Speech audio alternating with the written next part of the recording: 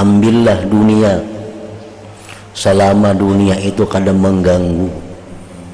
Kadang mengganggu apa? Pertama, kadang mengganggu ibadah kita. Yang kedua, kadang mengganggu menuntut ilmu kita. Yang ketiga, kadang mengganggu silaturahmi kita. Yang ketiga, kadang mengganggu hubungan antar muslimin di antara kita.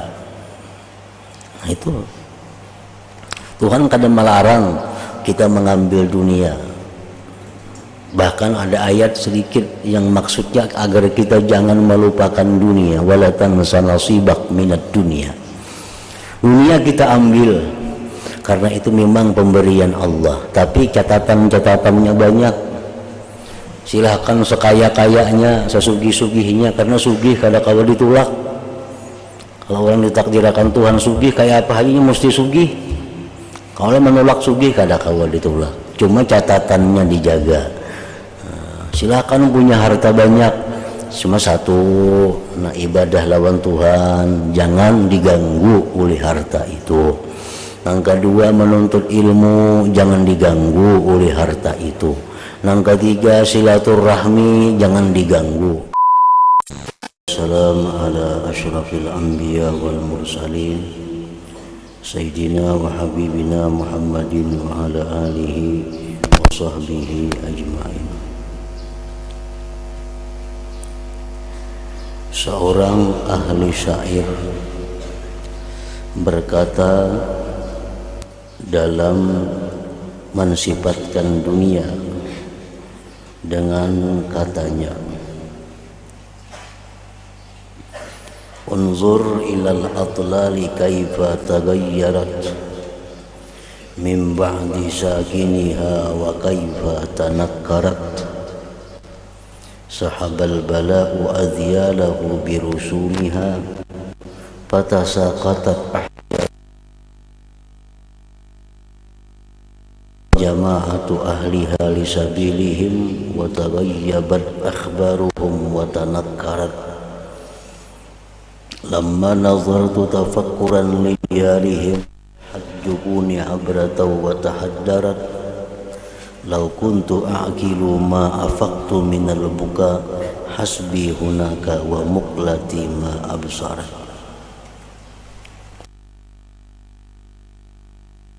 Penyair membuat sebuah syair yang menerangkan tentang keadaan dunia ini. Cobalah engkau lihat pada reruntuhan rumah yang telah ditinggalkan oleh penghuninya. Betapa ia kelihatan gersang dan sudah tidak dipedulikan lagi. Nah, di tanah Arab sana banyak kampung-kampung yang dahulunya makmur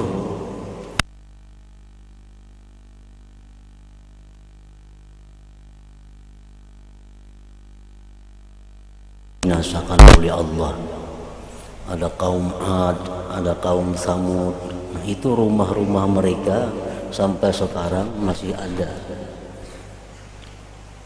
di negara-negara seperti negara Yordania. Nah, di situ kalau dilihat banyak gedung-gedung yang dibuat dari batu yang dipahat dari gunung-gunung dibikin rumah.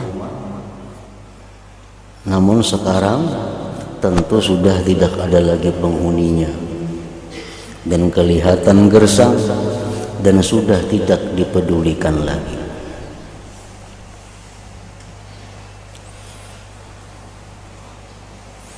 Artinya bahwa sesuatu yang ada di alam dunia ini, baik itu manusia, baik itu kampung, baik itu negeri, nah, pasti akan sampai kepada suatu masa kebinasaannya.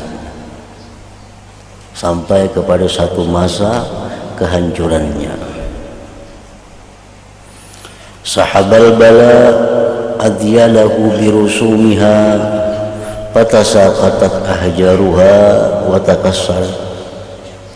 Semua sudah binasa dan hanya tinggal puing-puing bekasan saja lagi. Batu batanya jatuh berselirak, berserakan artinya, dan berhamburan.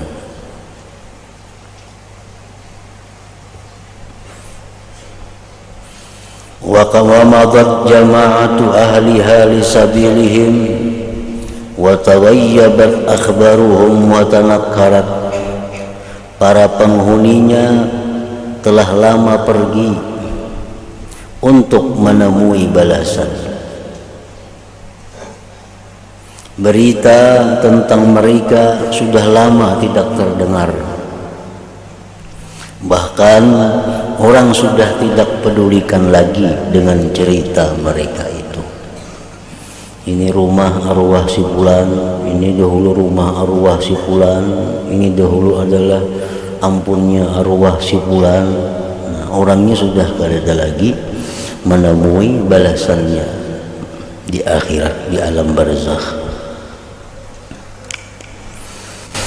Lamma nazartu tafakkuran li diyarihim sahhat jubuni abratan wa tahaddarat. Bila kulihat dan kupikirkan keadaan ini, mesti air mataku mengalir membasahi pipiku. Lau kuntu aqilu ma hafaqtu minal buka hasbi hunaka wa muqlati ma absarat. Seandainya aku benar-benar memiliki akal yang sempurna, sudah tentu aku akan terus menangis. Cukuplah keadaan itu memberi nasihat kepadaku. Cukuplah keadaan itu memberi nasihat kepadaku. Dan cukuplah mataku mengambil i'tibar dari apa yang sedang dilihatnya. Nah, makanya kita disuruh untuk ziarah kubur, disuruh mengantar jenazah. Itu mempunyai dua makna. Makna yang pertama adalah makna sosial, makna kepedulian kita, perhatian kita, disuruh kita mengantar jenazah, disuruh kita ziarah kubur. Nah, di balik itu ada makna lain lagi yang tersembunyi, bahwa kita disuruh i'tibar, disuruh itu jadi nasihat untuk kita, disuruh itu dijadikan mau'izah. Sebenarnya nasihat yang paling ampuh, nasihat yang paling tajam bagi orang-orang yang berakal itu adalah nasihat di mana kita melihat orang yang berada dalam sakaratul maut sampai dia mati, sampai dimandikan, disembahyangkan, diantar ke kubur. Nah, itu sebenarnya adalah nasihat yang paling menyentuh, nasihat yang paling ampuh bagi orang-orang yang berakal. Makanya ada istilah bahwa celakalah orang yang tidak tersentuh dengan melihat kematian.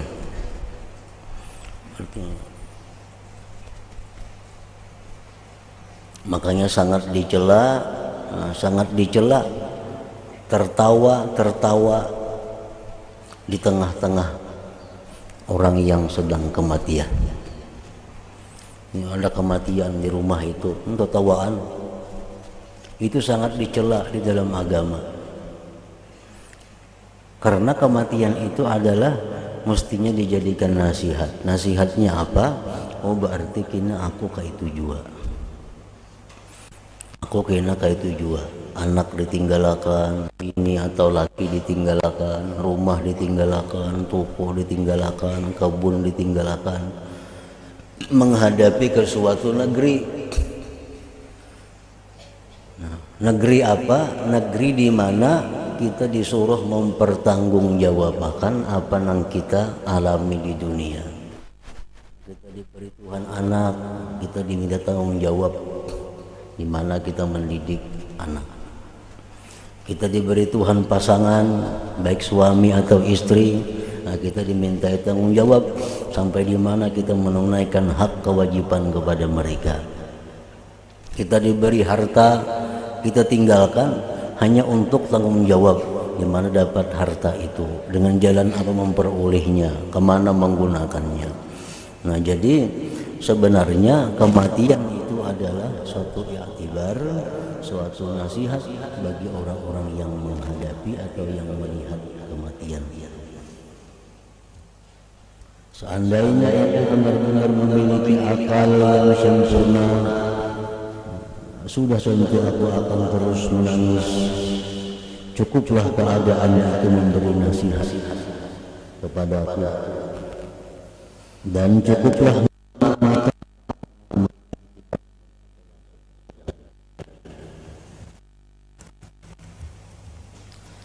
nasabat lana min zakharika husniha makram lana wa khadiratan ma fatarat wa hiya allati lam tahil hatta lidaikin illa taghayyara ta'muha wa tamarrarat khadza'atun bi jamaliha in aqbalat fajja'atun bi zawaliha in aqbalat wahabatun sarsabatun lihidatiha tanbabatun likharabi ma ta'ammat. Sebenarnya dunia ini telah memerangkap kita dengan perhiasan,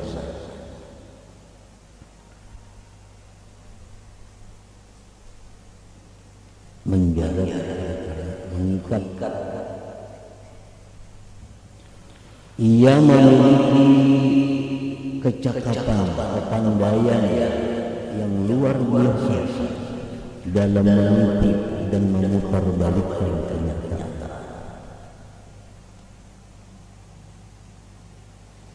Bila ia pernah memberikan sedikit dunia itu kepada kita, kemanisan, kenikmatan kepada penggemarnya, pasti selepas itu ia akan memerangkapnya dengan kepahitan.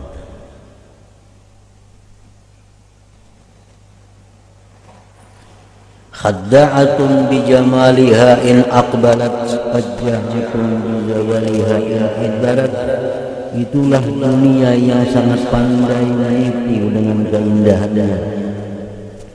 Apabila ia datang dengan kegembiraan, maka pasti kegembiraan itu akan dibayar dengan kesusahan.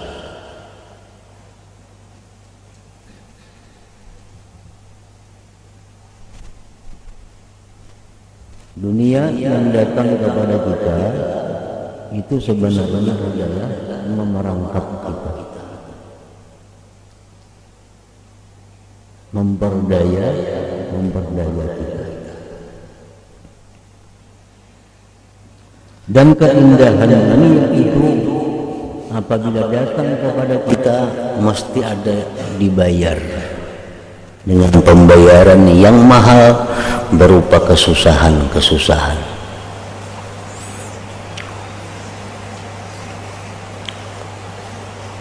Artinya kadada kenikmatan dunia ini yang bujur-bujur nikmat tuh kadada. Kenapa sebabnya? Karena dunia ini wahabatun sallabatun lihibatiha tallabatun likharabi ma qad amarat. Dunia memang pandai memberi, namun ia pasti akan menarik semula pemberiannya itu. Dan bila ia membangunkan suatu tempat, maka sudah pasti pada suatu masa yang akan datang tempat itu akan dihancurkannya semula. Orang yang banyak mendapatkan dunia, kesusahannya, kesulitannya lebih daripada orang yang tidak banyak mendapatkan dunia.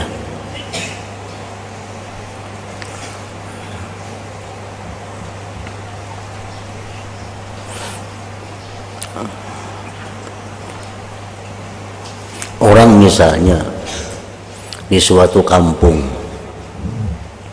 Nah, di suatu kampung ini kada bisa apa-apa. Rumah mengontrak, sepeda motor menyewa, semuaan kada bisa apa-apa. Ada bisa sedikit, bisa benda, bisa harta sedikit. Nah, diam di kampung situ. Bisa rumah kada ada, bisa harta benda kebun kada ada, bisa toko kada ada. Semuaan seraba kada ada. Lalu ujar orang, ikam hari ini mau kada mau harus pindah ke suatu tempat, dan kepindahan ikam itu mesti dengan tangan 10, kada boleh membawa napa-napa.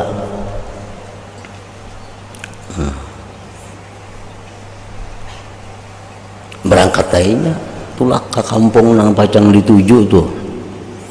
Hatinya kada seberapa sedih. Kenapa? Di situ rumah kada ada beisi juga, yang ditinggalkan nih rumah kada beisi, kebun kada beisi, toko kada beisi, harta benda kada beisi. Maka dia berangkatlah meninggalkan kampung itu ke kampung yang akan datang dengan perasaan yang nyaman.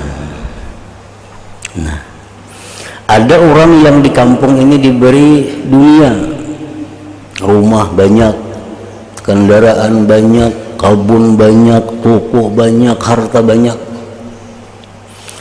Lalu sampai satu saat orang ikam harus pindah dari kampung ini, tinggalkan semua harta kamu dan kamu berangkat tangan 10 ke negeri sana. Nah, kita banding mana sedihnya antara dua orang ini. Yang pertama tadi, yang kedua ini mana sakit hatinya. Nah, tentu susah yang kedua ini. Tentu yang kedua ini susah karena meninggalkan rumah banyak, kendaraan banyak, toko banyak, duit banyak, harta banyak. Sedangkan tempat yang dituju tempat mulai nol, tempat kita kada tahu apa di sana. Tentu ini sakit hati. Nah, beti lambung kada hendaknya. Pindah ke sini, pindah ke sana kada kawa. Tetap harus pindah. Maka itu orang-orang yang berduit banyak tuh, orang-orang yang mencintai dunia nih, yang mencintai dunia, yang banyak berisi harta. Ujar orang kamu harus pindah ke sana kayaknya, ini kada hakun. Nah, berubat ke sana, berubat ke sini, supaya jangan mati nih. Nah, berubat ke Jakarta, berubat ke luar negeri, ke mana-mana nya berubat supaya kada hendak mati itu bang. Cuma kada kawa harus pindah. Nah, tentu orang ini meninggalkan tempat ini penuh dengan kesedihan, penuh dengan duka cita. Nah, jadi dunia ini wahabatun salabah, memberi tapi pasti mengambil pemberiannya. Dunia ini wahabah, memberi tapi mengambil. Yang paling bagus itu inya memberi terima, tapi sebelum mengambil unjukakan. Nah, itu paling nyaman sudah. Begitu dunia ini datangan, kada boleh tulak-tulak, datangan ini terimai aja. Cuma sebelum menyama ambil, sarahkan berdahulu. Nah, punikan ambil aku nabulik. Nah, itu paling nyaman sudah. Itu paling nyaman meninggalkan tempat ini. Yang susah itu rahatan masih hendak menikmati. Rahatan masih hendak kendaraan ini diambil uang bakal kajutan, nah sakit bana hati ini tuh.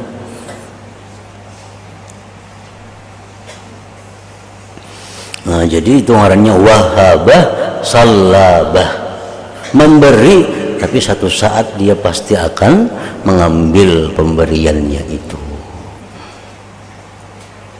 Nah, orang pintar mengelola dunia, orang pintar cerdik mengelola dunia, dia akan mengembalikan, akan menyerahkan dunia itu sebelum masanya berakhir.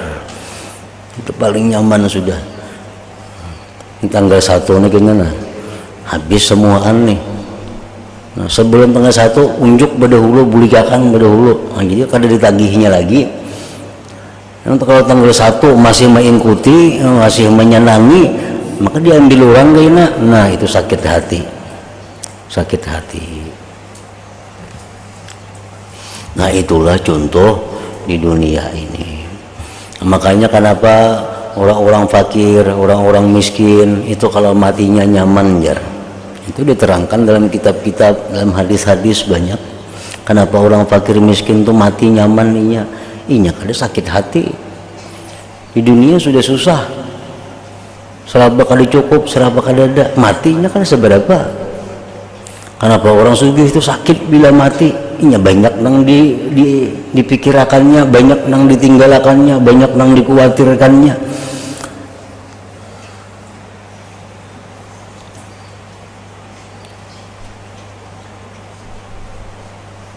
Nanjakannya orang yang kaya-kaya itu sebelum inya mati, nah, sudah tua, nah, sudah mundur daripada mengurusi dunia. Nah, aku sudah umur 60 nah. Sudah tua pada 60 ini sudah. Kalau perlu di bawah 60 ini sudah parak, sudah diambil orang dunia nih. Nah, sudah mundur dari permainan dunia. Tinggal lagi menyempurnakan ada ampun si ano nyumbulikakan. Artinya harta ini sudah diwakapakan aja. Nah, harta ini sudah diberiakan aja. Oh, harta ini waktu ini sudah diberiakan aja. Sehingga inya punya harta lagi hanya cukup bertahan sampai habis umurnya. Nah, orang ini nyaman matinya. Nyaman matinya. Kenapa? Karena sudah membulikan dahulu pinjaman sebelum ditarik orang bakakarasan. Sebelum ditarik orang bakakarasan. Lagi mah berhemat cari dunia. Habis-habisan tapi sudah umur sudah 50, sudah umur lebih 50 itu sadang, sudah bersih simpul ini beriakan, ini sagan ini sagan itu, seorang kada ada lagi, kada mengurusi lagi itu. Cukup untuk makan, cukup untuk pakai, cukup untuk beribadah, cukup untuk menuntut ilmu. Nah, mati itu nyaman mana matinya. Nyaman matinya. Wa iza banat amran li sahibi sarwatin nasabat majaniqaha alaihi pada marat. Apabila dunia membangun sesuatu perkara bagi seseorang, maka pada masa yang sama sebenarnya ia telah memasangkan satu perangkap yang akan menghancurkannya pada suatu masa yang akan datang.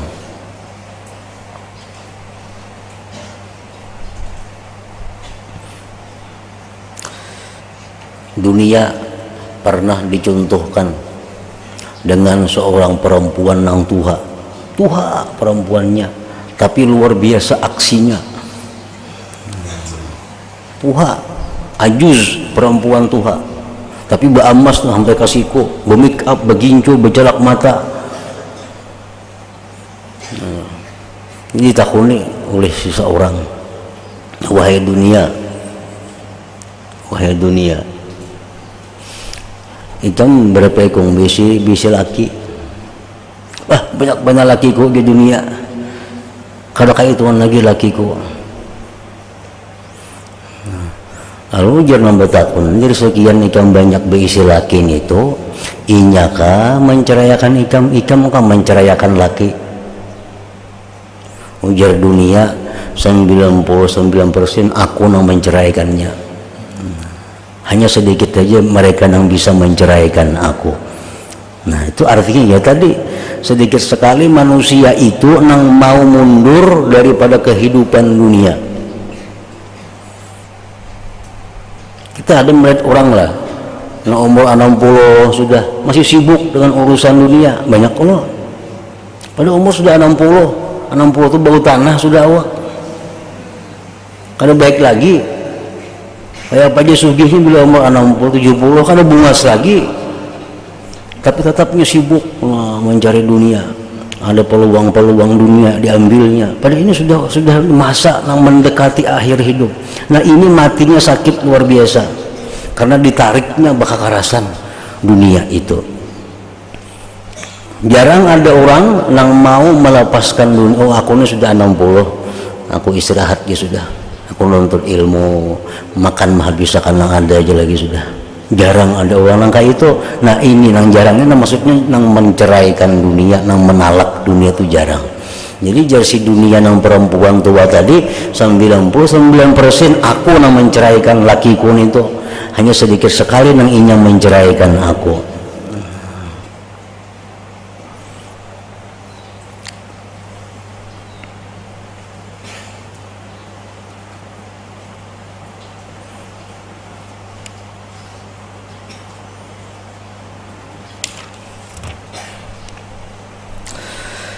وهي التي لم تحل قط لذائكم إلا تغير طعمها وتمررت. Bila ia pernah memberikan sedikit kemanisan kepada penggemarnya, pasti selepas itu ia akan memerangkapnya dengan kepahitan. Khadda'atun bijamaliha in aqbalat, fajja'atun bizawaliha in adbarat. Itulah dunia yang sangat pandai menipu dengan keindahannya. Apabila ia datang dengan kegembiraan, maka pasti kegembiraan itu akan dibayar dengan kesusahan.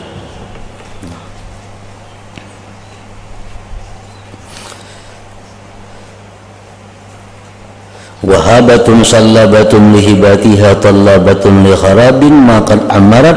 Dunia memang pandai memberi, namun ia pasti akan menarik semula pemberian itu. Dan bila ia membangunkan sesuatu tempat, maka sudah pasti pada suatu masa yang akan datang tempat itu akan dihancurkannya semula. Wa idza banat amran li sahibi sarwatin nasabat majanikaha alaihi fadammarat. Apabila dunia membangunkan suatu perkara bagi seseorang, maka pada masa yang sama sebenarnya ia telah memasangkan satu perangkap yang akan menghancurkannya pada suatu masa yang akan datang. Dan berkata pula seorang penyair syair, wa may yahmadid dunya li'aishin yasurruhu fasawfa la'amri an qalilin yalumuha.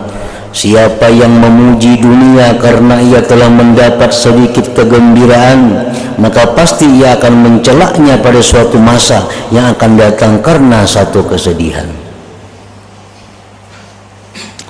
Idza adbarat kanat 'alal mar'i hasratan wa idza aqbalat kanat katsiran humumuha. Ketika dunia itu berpaling meninggalkan, maka ketika itulah ia akan bersedih dan menyesal. Dan apabila dunia itu datang, maka ia akan membawa keadaan sengsara dan duka cita. Nah, jadi apabila engkau telah mengetahui apa yang telah aku sebutkan tadi, maka sudah menjadi satu kepastian atas setiap insan ini agar ia menjalani jalan orang yang sempurna akalnya dan memandang dunia ini dengan pandangan yang penuh berhati-hati. Ambillah dunia selama dunia itu kadang mengganggu. Kadang mengganggu apa? Pertama, kadang mengganggu ibadah kita. Yang kedua, kadang mengganggu menuntut ilmu kita. Yang ketiga, kadang mengganggu silaturahmi kita. Yang ketiga, kadang mengganggu hubungan antar muslimin di antara kita. Nah, itu Tuhan kadang melarang kita mengambil dunia. Bahkan ada ayat sedikit yang maksudnya agar kita jangan melupakan dunia. Wala tansa nasibak minad dunia. Dunia kita ambil karena itu memang pemberian Allah, tapi catatan-catatannya banyak. Silahkan sekaya-kayanya, sesugih-sugihnya, karena sugih kada kalau ditolak. Kalau orang ditakdirkan Tuhan sugih, kayak apa hanya mesti sugih. Kalau menolak sugih kada kalau ditolak. Cuma catatannya dijaga. Silahkan punya harta banyak, cuma satu, nah ibadah lawan Tuhan jangan diganggu oleh harta itu. Yang kedua, menuntut ilmu jangan diganggu oleh harta itu. Yang ketiga, silaturahmi jangan diganggu. Ini banyak orang bakalahi badang sanak karena harta, nata ganggu ngarannya. Gara-gara berebut warisan kada betaguran lagi kamanakan dua marina. Gara-gara berebut warisan kada betaguran lagi badang sanak. Nah ini yang salah. Padahal Tuhan kada melarang harta itu, cuma caranya itu jangan sampai. Gara-gara bakungsi pecah akhirnya lawan kawan kada bertaguran lagi. Nah itu nang kada boleh. Dunia itu dikorbankan untuk itu. Kurbankan dunia untuk beribadah, untuk menuntut ilmu, untuk silaturahmi, untuk membaguskan keadaan kaum muslimin. Jangan itu yang dikorbankan untuk dunia. Nah itu yang akan disesali kaina.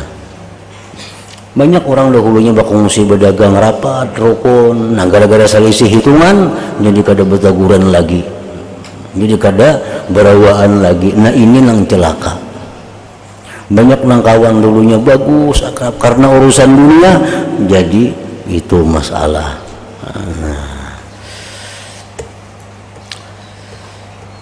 Ayo berisi harta, kalau bapak sebanyak banyaknya berisi harta, kalau kamu ditolak mendatang harta itu, cuma dijaga jangan sampai nang tadi.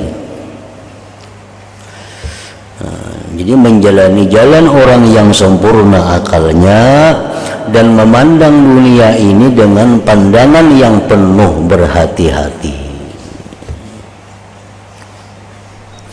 Kita memohon akan Allah yang maha lembut dan maha kasih sayang supaya mengaruniakan kepada kita akan jalan yang lurus dan menunjukkan kepada kita jalan yang paling baik.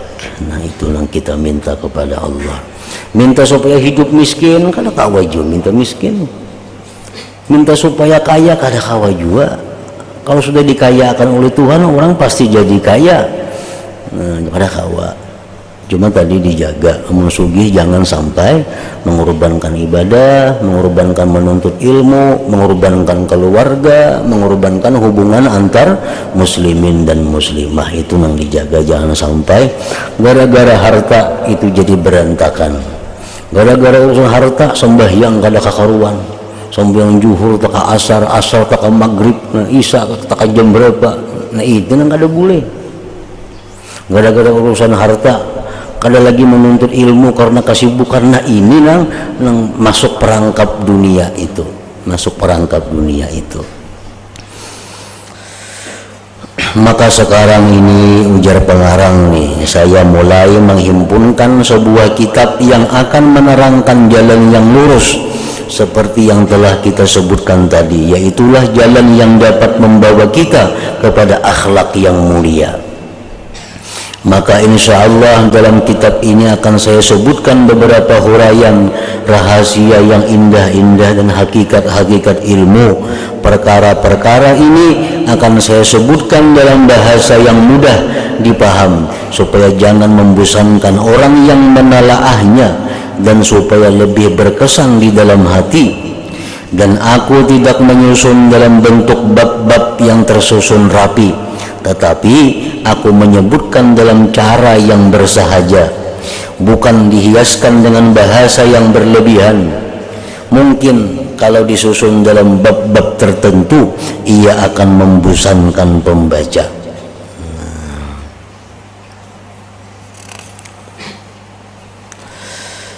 Dalam kitab ini insyaallah akan saya sebutkan petikan-petikan daripada ayat-ayat Al-Qur'anul Karim dan hadis-hadis Rasulullah SAW dan juga perkataan ulama as-salaf yang laksana lampu yang bercahaya.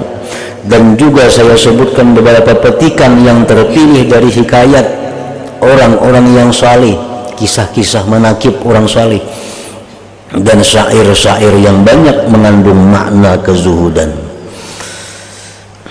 Ketika menyebutkan hadis pula akan saya sebutkan martabat hadis-hadis tersebut, sama ada ia sahih atau hasan, dan begitu pula hal-hal perawinya, orang yang meriwayatkan hadis tersebut. Dan juga disebutkan huraian kalimat-kalimat yang sulit atau muskil maknanya, serta disebutkan pula babit baris kalimat bagi kalimat-kalimat yang dibimbangi akan tersalah atau ditakuti akan membawa arti yang bukan dimaksudkan. Kemudian saya menyebutkan juga sanad, yaitu rantai perawi hadis, karena dengan itu akan lebih berkesan di dalam hati orang yang menelaahnya. Dan terkadang saya tidak menyebutkan sanad tersebut sebab takut terlalu panjang sehingga membosankan. Karena kitab ini sebenarnya ditulis untuk mereka yang banyak memenuhkan masanya dengan amal ibadah di mana mereka tidaklah perlu untuk mendalami hal ihwal sanad tersebut. Bahkan mereka merasa berat dengan sebutan sanad tersebut karena ia dapat memayahkan dan membosankan. Dan kebanyakan sanad-sanad yang saya sebutkan itu alhamdulillah adalah daripada sanad-sanad yang masyhur, yang telah dikenali dalam kitab-kitab yang mu'tabar, yang banyak dibaca dan dimutalaah oleh orang ramai. Dan apabila ada di dalam hadis atau cerita-cerita yang saya sebutkan itu lafaz yang susah atau nama seseorang, maka hal ini saya terangkan sejelas-jelasnya. Jadi apa-apa yang perlu disyarahkan maka saya syarahkan dengan sempurna, dan apa-apa yang ada kemungkinan orang tersalah paham maka saya huraikan akan maknanya. Di dalam kitab ini sekaligus disebutkan bermacam-macam ilmu syariat, yaitulah masalah berkenaan dengan ilmu hadis, ilmu fikih dan ilmu akhlak. Dan juga disebutkan beberapa masalah fiqhiyah yang menjadi kesamaran bagi orang ramai. Begitu pula disebutkan masalah-masalah ilmu tauhid dan beberapa kaidah yang indah-indah, dan masalah yang ganjil-ganjil yang sangat banyak, yang sangat baik disebutkan dan baik pula didadahkan di dalam majlis orang ramai. Serta disebutkan pula ilmu yang berkenaan dengan hal ihwal hati, penyakit hati dan obatnya. Dan terkadang ada masalah-masalah yang hanya saya sebutkan ringkasannya saja, atau saya tunjukkan tempat huraian yang lebih lanjut yang ada dalam kitab yang telah dikarang oleh para ulama. Dan terkadang saya tunjukkan supaya marju, supaya dirujuk pada sebuah kitab yang telah saya karang, bukan dengan tujuan memperagakan diri atau bangga dengan banyaknya kitab yang telah dikarang, tetapi semata-mata untuk memberi tunjuk ajar kepada kebaikan dan membukakan jalan kepadanya, karena memudahkan bagi orang yang berminat mendalaminya. Sengaja hal ini saya sebutkan karena saya melihat ada sebagian orang yang menganggap aib perbuatan seperti ini, yang mana anggapan itu timbul daripada kejahilan, buruk sangka, hasad, taksir dan keras kepala. Maka saya merasakan perlu untuk menerangkan hal ini kepada para pembaca sekalian, supaya suci batin mereka daripada prasangka yang jahat dan sifat suka mencela kepada orang lain. Aku memohon akan Allah yang Maha Mulia, semoga Ia senantiasa memberi taufik kepadaku untuk membaikkan niat dan menolongku untuk melaksanakan segala ketaatan dan memudahkannya. Dan semoga Ia senantiasa memberi hidayah yang berterus sehingga sampai ke akhir hayat. Dan aku memohon akan seperti yang demikian itu bagi hamba-hamba yang mencintai Allah dan mencintaiku karena Allah Ta'ala, dan bagi sekalian muslimin dan muslimat. Dan aku juga memohon semoga Allah Ta'ala menghimpunkan antara kami dan mereka sekalian di dalam surga di tempat yang tinggi. Dan semoga kita semua mendapat ridha Allah Ta'ala dan mendapat segala macam kebaikan. Hanya dengan Allah aku berpegang teguh, dan hanya dengannya aku meminta tolong, dan ke atasnya aku bertawakal. Dan tiada ada daya dan upaya kecuali hanya dengan pertolongan Allah yang Maha Tinggi lagi yang Maha Agung. Allah saja yang dapat menunjuki kita. Allah itulah sebaik tempat kita berserah diri. Ya Allah, aku memohon akan Engkau dengan segala wasilah, cara, dan meminta syafaat kepadamu dengan segala apa yang dapat memberi syafaat, agar Engkau memberi manfaat akan daku dan juga semua kekasihku dan sekalian muslimin dengan berkat kitab ini akan sebagai manfaat yang menyeluruh dan bersangatan.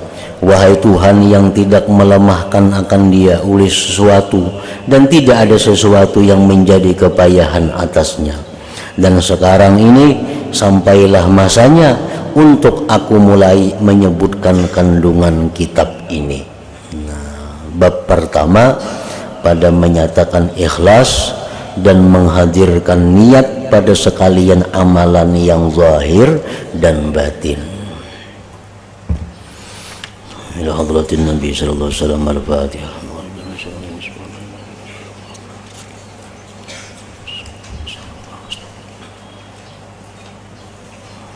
Bismillahirrahmanirrahim. Alhamdulillah rabbil alamin. Wa salli wa sallim ala sayyidina Muhammad wa alihi wa sahbihi ajma'in. Allahumma ij'al jam'ana hadha jam'an maghfura wa tafarruqana min ba'di tafarruqan ma'suma.